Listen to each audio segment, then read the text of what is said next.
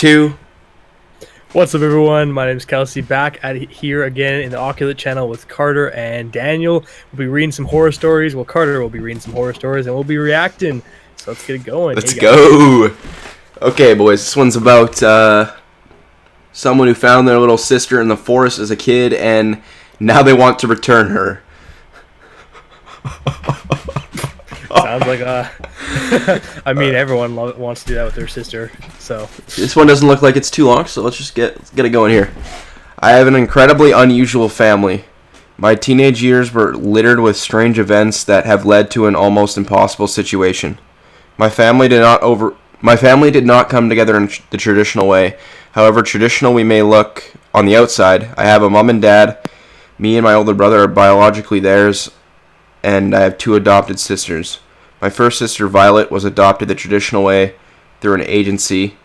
My parents chose her, and she became my sister when she was 5 years old. My parents always wanted a big family and wanted to give them a home to a child who was in the system. Violet gave us a few issues growing up, nothing too crazy. She had a rough start, but adjusted well. My older brother was more of a problem than her. Peter had no reason to be... Oh, that's just a solid name. Peter had Good old Peter. Peter had no reason to be the way he was. It's like he was just born cruel. He loved tormenting me and Violet. He'd do things... Oh, God. He'd do things that were way too violent for his age, like waterboarding us. What? Holy shit! What is he? It's a waterboard. Wait, is that like a form of torture? Yeah. Yeah, like, yeah. How that's just tormenting you a little bit, just a little fun, you know. Yeah, like they're like, oh, just a little bit of like torment. It's torment. Violent fun there. We're just gonna waterboard, you know, my brother and sister here. That's a little more than just like messing with you guys. As his little brother, I was always scared of him. Yeah, you fucking think after he waterboarded you? Yeah, like what? Who was just like, oh, he did that? Oh no, we're still cool. My littlest sister, I don't know if that's a word, but is the piece of our family that makes us truly unique. We found Birdie when she was only 6 years old on a family camping trip in the forest. My parents... I would call the cops, man. Jeez. My eye is kind of sticky. My parents love the forest and us kids being surrounded by nature. I remember watching the birds in the trees and just feeling happy not to be at school. Violet was better behaved than when we were outside. I think she liked how open it was. It also gave us some space from Peter. On a family trip like that, he couldn't get many opportunities to torture us. On this particular trip, the forest was especially lively. We could hear an entire symphony of animal sounds surrounding us. There were strong floral smells in the air, and a fresh breeze that felt as if it cleared the polluted city air from your lungs with every breath. By the way, before I continue, when we pause and do this, if this is actually a real story, obviously this is shitty. We're not trying to make fun of you, okay? So, just want to get that out of the way. Oh, we're not trying to make fun of you? Can we just talk about how they just took 20 minutes and 20 lines to describe the atmosphere of camping? I just noticed that. Can you chill? Yo! Camping, relax. You don't need to tell us every detail. Okay, well, yeah, after the fucking, nice description of, the fuck, what do they say? Yeah, it's the polluted city air from your lungs with every breath there. After that, so we go down to Peter, who was 16 by this point, and still hadn't learned to behave like a civilized human being. He was... Put him in an insane asylum or something at that point, Jesus. He was poking... Wait. Oh, God. Yeah, what the fuck? Wait, I thought this was the little sister they fucking adopted from the forest. No, why is the little sister normal? This kid's all messed up. The parents must have some weird stuff. I don't know. Peter was poking small creatures with sticks and trying to knock nests out of trees with rocks when her parents' backs were turned. I tried to tell them about his cruelty so many times, but they didn't want to address it. They had him in therapy over and over, and they were exhausted. Nothing worked. Violet was 12 and getting ready to start secondary school. She was such a good kid, though. There was never anything to worry about with her. I was 14 and only a few years above her, so could watch out for her at school. This camping trip seemed like the last real time we'd get to be a family before all of us were too old to care. We'd made s'mores, told spooky stories. I actually just hate that word. and slept the Tomorrow? first no spooky like just Oh. and slept the first Spooky. night. Then the next morning, our lives changed forever. Violet walked off into the forest to explore and pick some flowers. She was super into plants at the time and wanted to see what she could find. Yeah, sorry, but what kid is super in? I guess Violet, who's like named after a flower, I guess, so it kind of works out then. Yeah, that would make sense. Okay, so she walked in, we heard her scream about 10 minutes after. Mom and Dad ran to her, and after about 20 minutes, they came back with a small girl covered in dirt and wrapped in my dad's oversized jacket. Wait, hold, how old is Violet again? Right here, she's like around 12, I think. So why are they letting her just go out into the forest alone? Sure, you have a good point there. Like, why just... Oh, okay, this is where we're about to get into the one they found in the forest. Okay, so right when she screamed, I guess, this was the first time we met Birdie, my youngest sister. We named her that for a long time. No, we named her that because for a long time it was all she could say. When Violet had found her, she had two birds sat by her as if they were watching over her, and she let out the word Birdie. Okay. She was naked, shivering, and malnourished at the base of a tree, not far from our campsite. She had... Oh, yo, who fucking made that noise? I can't whistle, my dude, so... Daniel! Of course, you have one of the Koreans again. Of course. Wow. Yo, I think I should probably edit that out. Isn't that leave Shit. She had twigs and leaves in her hair and dirt smeared across her face. I lost it here. Her hair was wild and... Don't laugh at that! Was wild and curly in a dirty blonde color with lighter highlights where she had been exposed to the sun for so long. The doctor said it was like she had never had a home. They couldn't fathom how she was even alive. They presumed she had lived off berries and lake water, but could find no evidence of a family or people. They couldn't explain her speech and ability to say Birdie, and her differences in behavior compared to cases of feral children. She walked, listened, and understood speech. Aside from needing some food and love, she was entirely normal. A huge appeal was launched to find her family. They cross-checked missing person cases, and no one credible ever came forward. It took months of my parents fighting the legal system before she was allowed to come and live with us officially. By the time... What, Daniel? No. You have a question? No. Okay, by the time she got to us, she could form proper sentences like a normal child, and the doctors had determined her to be around 6 years old. Mom and Dad were so happy they got to bring her home. They kept saying our family was complete. It was like our little sister had been dropped off by a stork. What's it? Does anybody know what a stork is? Yeah, it's a bird. Like a big bird or something? You never heard of the story of how the babies come? The big bird comes, drops them off? No. And I don't really want to hear it now, but... Imagine Big Bird, the big yellow bird, but like that, but white, and he drops babies off. Oh, I know what you're talking about. I'm not gonna think about Yoshi before. Probably not the same comparison. We're gonna just continue here. Fucking Yoshi. You brought up Yoshi right now. No, but there's the point though. Yeah, he actually has a point there. Okay, you guys will lighten me after I'm done here. Birdie was a wonderful sister. She loved to play outside and slept cuddled up with our pet cat Pebbles. Our pet cat Pebbles. It's a pretty sick name. Every night without fail, it was so cute. It took a little while for us to notice something was extra special about her. Okay, buddy. Where are we going here? She came to us in the summer, and that whole summer our garden flourished. The house was alive with family, and the garden responded. With beautiful colors and scents, butterflies frequented and bees collected pollen. Birdie loved it all. She would spend hours watching them, smiling. She, of course, loved the bird song. Sometimes she would wake up at 5 a.m. just to sit outside as they chirped. Okay, I'm kind of confused at this point how old she is. She's 6? She's 6, yeah. Okay, one day towards the end of summer, Pebbles was hit by a car. Holy fuck. The person who hit him... Yo! Oh, rip Pebbles. Came Wow. out of nowhere. The person who hit him brought him to us crying. At least he didn't run away. It was an accident, but he was dead. His legs were broken, and his fur was soaked with blood. Oh man, that's actually I can imagine ever. That'd be so shitty. That's depressing. Me and Violet were devastated. Devastated. Our parents tried to comfort us, but it was Birdie we were all worried about. That cat had been the thing to make her feel at home. Her little buddy.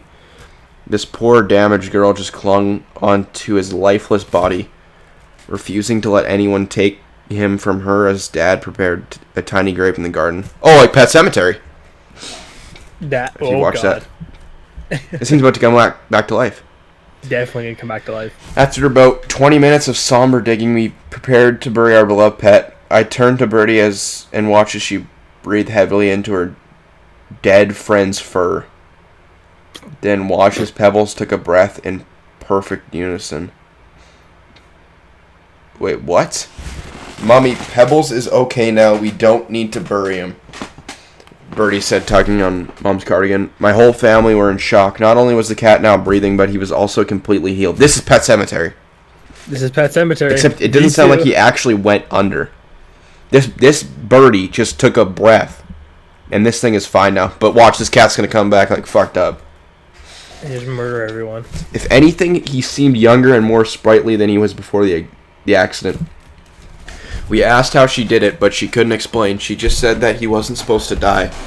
She hated cars after that. She said they only hurt things and ruined the air. She was eerily wise for her young age. It often made me wonder if the doctors had got her age wrong. But in every other way, she was a child. We watched over the next few months as bunches of flowers lasted months longer than usual, and the garden grew and thrived at an unbelievable rate. We knew it was her. Whenever she sat outside, the birds would surround her. Butterflies would litter the sky. That's not good, littering. Peter hated Birdie, especially after the incident with the cat. I think he was jealous that she was special and he wasn't. Oh no. That she had gotten more attention than I forgot about the fucking psychopath school shooter that we have our hands full with. He was too old to be cruel in the same ways that he had been to me and Violet growing up. It would have gotten him in trouble. So he found other ways to upset Birdie, like ruining her paintings with an accidentally on purpose spilt cup of tea. I haven't heard accidentally on purpose in such a long time. Or calling her a freak, weirdo, and baby. He even once ripped the leg off the first teddy bear that Mom and Dad got her and claimed it was an accident. He took it too far one day, and that's when we discovered that her pillows, or her powers, what the fuck, could go the other way too. Birdie had found 2 large stick insects living in the garden and had brought them inside for a few days to study them for a science project at school. Stick insects aren't even native to the UK, but it was a surprise that she even found them. We often found her holding exotic bugs or with a small exotic bird on her shoulder. She loved them holy fuck, A, B, C, D, F, G. She loved them stick insects. She named them Stick and Larry, like a typical creative kid. Stick and Larry. Why?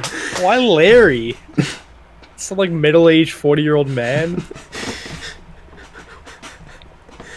Oh god. Peter decided that after a long day of being a flow-blown twat, it would be the cherry on top for him to pick up Larry as she was releasing them and snap him right in front of Birdie. Bro, we're not Larry, man. Pretending that he thought it was a real stick. I'm so confused. Is this thing a real thing or is it just a stick? It's a real thing, but it looks like a stick, but it's a real thing, but it's actually a stick, but it's not really a stick. Stick insects. Is that actually a thing? I think it's actually a thing. Okay, so yeah, he pretended they were a stick. Birdie was devastated. She cried and sat with one half of Larry for hours. But when he had done it, Peter had thrown half across the garden, and she hadn't been able to find it. I tried to help her, but she was inconsolable. I can't fix him if I don't have him all, but he wasn't supposed to die. I hate Peter. She could barely get the words out between sobs. I told her that I did too and hugged her, but nothing would cheer her up. Excuse me? Birdie had more than just empathy for nature. She considered it all family, every leaf, bug, bird, and more. That night, I listened as she cried herself to sleep. It was heartbreaking. About an hour after she fell asleep, I heard her get up from the toilet, sobbing hard as she passed Peter's room. The sight of his door must have reminded her. And then I heard a different noise, a buzzing. It was loud and all concentrated around Peter's room. He started to scream, and there was a lot of banging. I opened my door and watched as my parents launched themselves out of their room and ran towards his door. Violet stood beside her door, looking terrified, and Birdie was alone, quietly watching Peter's door, smiling an unfriendly smile. Oh, like, who's one of those characters that does that? Chucky, maybe? I don't know. She's just murdering him. You know what they're talking about, though. You know what I'm talking about. I don't talk about. I will never forget the sight of my brother, literally covered in a suit of angry wasps. What the fuck? So he does die. She just murdered him. Stinging every inch of his skin, more pouring in through an open window and none coming towards any of us. All of them were flocking to him. My parents tried desperately to get them off him, but their efforts were futile. After about 10 minutes, the attack was over. The wasp left in perfect unison, and my brother's corpse dropped to the floor with a heavy clunk. He was swollen, unrecognizable, and had a look of sheer terror on his face, a look I had never seen from him. Birdie was disturbingly unbothered. She watched as the wasps as they left in a look of gratitude. My parents begged her to save him like Pebbles, but she said bluntly that he was too big. I won't pretend I missed my brother. He never really treated me like family and was always cruel. But I didn't want him to die like that. You can die like from like a wasp attack? What the fuck? Yeah. I mean, if you're covered, I'm assuming so, yeah. Fuck. Brutal. I didn't want to watch my parents' hearts break. There weren't any more negative incidents with Birdie's power for a long time. She never confessed responsibility for Peter's death, but we all knew it was her. The wasp had turned out to be Asian giant hornets, not found in the UK, so they live in the UK. My dad put down to child's rage and a lack of understanding of consequences. My mom was not so forgiving. She interacted with her youngest daughter as little as possible for the next 3 years. She was a cold and uncaring mother, replacing the woman who had fought desperately for this little girl. She was scared of her. The next incident occurred when Birdie was 9. She had learned by this point that other people couldn't do what she did, and he had to hide it at least a little. I think he meant she. We still had the best garden in the city, but she learned playing with lemurs in the garden was... Isn't that a fucking, like, monkey? A lemur? Yeah. And the garden was best for late at night when no one was around. It worried me she had such control at a young age. A boy at school had been teasing her, calling her a freak because he caught her whispering into a tree. The same boy was suddenly bitten by a brown recluse spider. Sparking panic in the local area that these American venomous spiders were on the loose. He spent 3 months in the hospital with an infected ulcer the size of a tennis ball before his little body gave up. Birdie was truly dangerous. Things only got worse from there. As she became more aware of the world and its evils, as she grew up, she became more aware of the world and its evils. She's just murdering people like it's nothing. Jesus. Yep. I think we're about to get even crazier here. Just when you just killed a kid off, like, my God. She's particularly bothered by environmental issues and gets incredibly angry very easily. As she got bigger, the animals and the threats became bigger. By the time she reached 11, she was causing cases of scorpion, feral cat, fox, and even poisonous plant injuries over schoolboys peeing in flower beds and teachers demonstrating dissection. I don't know about you guys, but I never peed in a fucking flower bed at school. I'm sorry, but who goes around peeing in flower beds? You literally out of school. Go to the washroom, weirdo. Yeah. Our like, family why were she's- scared to accidentally step on a dandelion. She summoned some of the strangest and most fantastical creatures I've ever seen. One holiday we were swimming in the sea when she witnessed a man drop his beer can in the ocean. He was quickly surrounded by hundreds of box jellyfish, carefully avoiding all the other people in the path to attack this man. He died in excruciating pain in the ocean. He died, I think. He died in excruciating pain in the ocean. While my little sister just smiled. She's 13 now and she's become a full-blown teenager. Tantrums and drama about everything. All teenagers do it. But Birdie is truly frightening. When you used to find her surrounded by butterflies with an exotic bud on her shoulder, she's now more likely to be whispering through a gap in her window to a vulture or a venomous tarantula on her shoulder. It's like Mother Nature. The puberty years. Okay, buddy. You have to watch your every step. Every plant could kill you. An animal might come at you from around a corner. Or you might have to watch your 13-year-old sister kill a person knowing you can never prove it was her. I didn't know what to do. I was terrified. Me and Violet are still really close despite her having left for university. I went straight into work and stayed at home. And we talk all the time. When she comes home, she sees what I mean. Minor incidents happen almost every other day, and major ones happen around once a month. It's getting out of control, so we made a plan. This weekend, we've suggested a family camping trip to our parents. In the place we found Birdie. She's always asked to go back and see it, but they said no because of the circumstances. After everything that's happened, they're desperate for something that might slow down Birdie's incidents, so they agreed pretty quickly to take us all back. They think if she sees what she's compared to the nothingness she came from, that she'll relax and stop these teenage tantrums. Me and Violet tried to feel how our parents could do about it. Me and Violet tried to feel how our parents do about it. Okay, that wasn't English what he did. We really did. But we don't believe she can change. She's killed 9 people and she's only 13. My God, nice body count. Yeah, I'm about to say. Respect. Yo, I don't know about that. 6 by then. Okay, buddy, chill out. So this weekend we were going to kill her and bury her under the tree Violet found her under. Almost like we're planting her so she can go back to nature. We love her sister, but we can't let any more people die. The largest thing I've ever seen her summon is a hyena. And she's still growing. We can't risk her being alive. We just can't. We might not succeed. We might get attacked by Gila monsters and die. But we have to try. Wish us luck. Okay, well, that's the story. So they're all dead. Yeah, I would think they're gonna die. Yeah. How are they gonna... We're gonna kill her and bury her under the tree. Okay.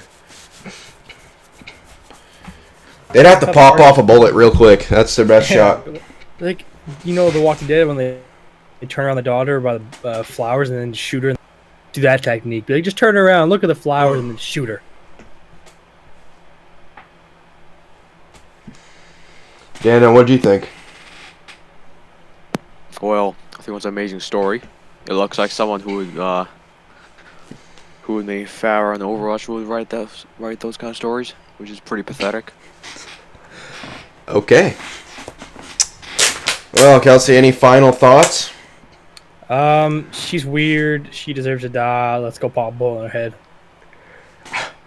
What, you're going with them, or you risking that? I'm going with them. Okay, I gotta buddy. See this, man. Okay, make sure to vlog it. Yeah, I'm vlogging for the channel. Okay, well, obviously this story is fake, but that is still a crazy story. Whoever came up with it, We should definitely read 50 Shades of Grey later. bravo. Probably not. And thank you everybody for watching. See you. Oh, thank you.